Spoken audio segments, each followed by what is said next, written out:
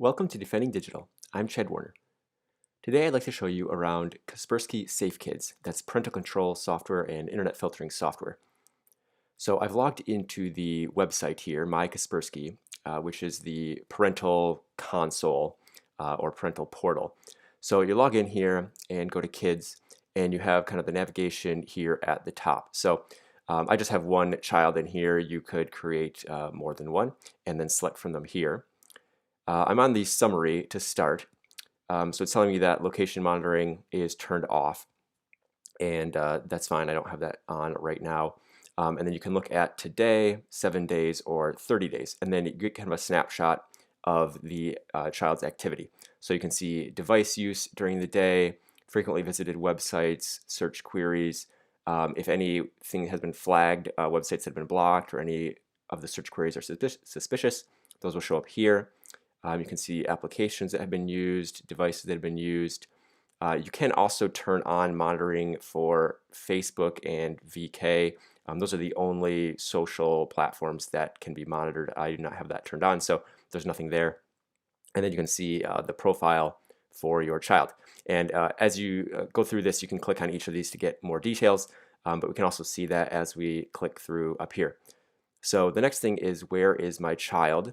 I have this disabled right now, but basically this would show a map of where your child is, and then you can also create locations or areas where if your child leaves that area, then you are notified. So they have this allowed area, so you could say add an allowed area, and it would then give you a map, and you can draw out basically the geographic region that you want to be notified if they were to leave that area.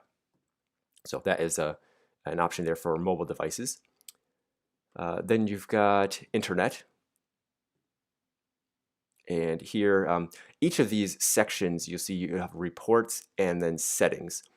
And so reports shows what has been happening. And then settings is where you can configure kind of your rules for how things work, how things are locked down. So you can filter here by all events, or show only things that have been blocked or warned or allowed. Show me only the search queries, and then you can filter by the devices the child has used. And you can just scroll through over time, and you'll notice things that are blocked or things that are allowed. And so you can kind of scroll through that way. If you go over to the settings, you'll notice that there are a variety of settings for internet filtering. So for each of these, you get these kind of big toggle buttons to turn these on and off. And throughout Safe Kids, you have advice for parents, and they give you just kind of a little snippet here, but you can click read more and get a box. This is from a child psychologist, and so you can learn basically his advice for how to deal with some of these different areas. And so just kind of gives you some additional information on which to base your decisions. Some search settings, so you can force safe search on some of the major search engines. Filter YouTube somewhat here. Get notified if there are searches on restricted themes. And then you've got 14 different categories here. And these will be automatically set based on the age of the child that you input.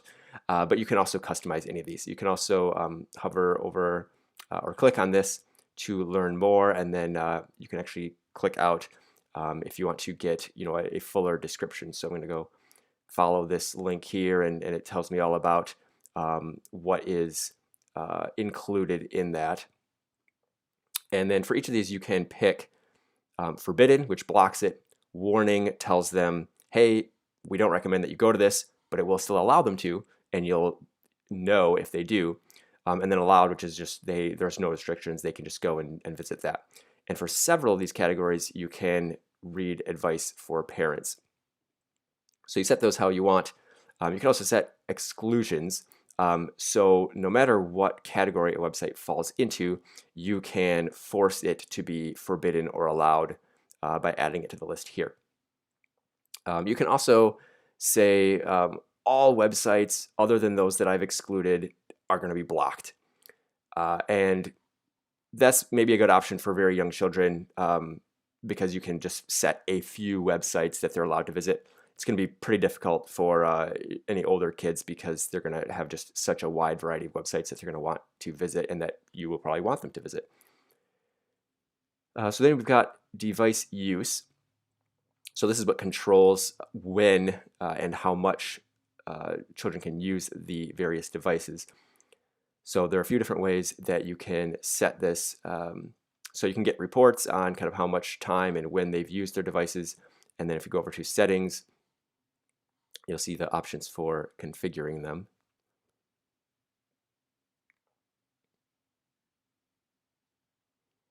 All right, so you've got, here's a mobile device. You can set a statistics only, which is basically just monitor and just report on what they do. Don't put any restrictions.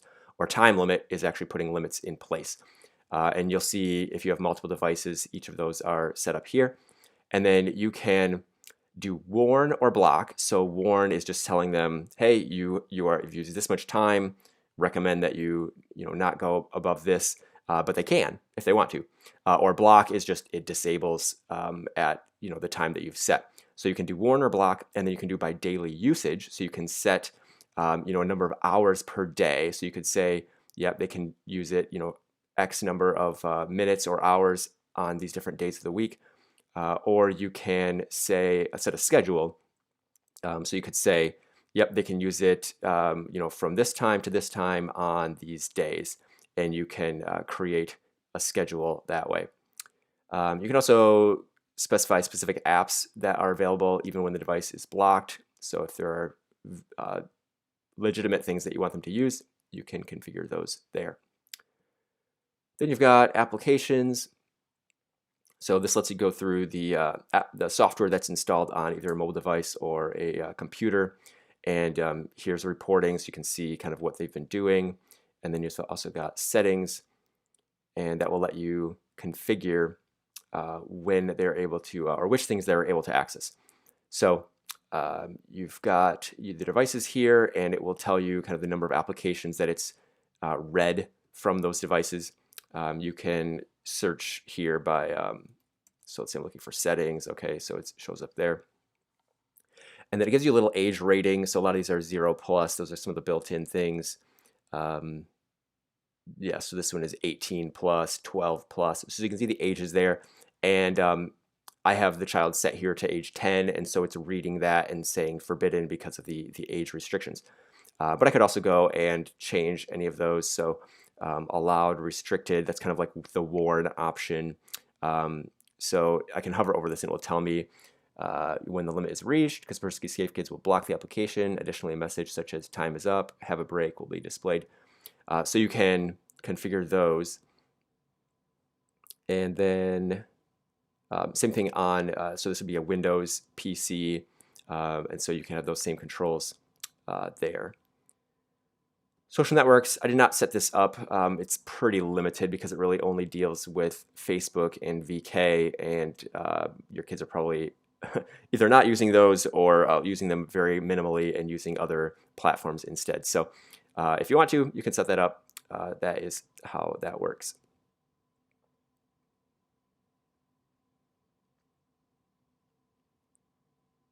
And then you have child's devices.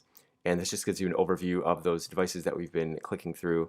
And so you can set, basically connect or disconnect them here.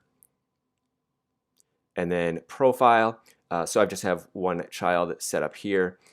You can set up more if you'd like to. And basically you just put in their name, their year of birth. And as we saw, a lot of these settings are based on the year of birth. So it'll do some initial restricting based on their birth year, but you can also fine tune that. And then you can choose, kind of a profile image or add a custom one. So that is a quick overview of Kaspersky Safe Kids. So you can see the rest of my post at defendingdigital.com for more details. And you can learn more about digital parenting and internet safety at defendingdigital.com.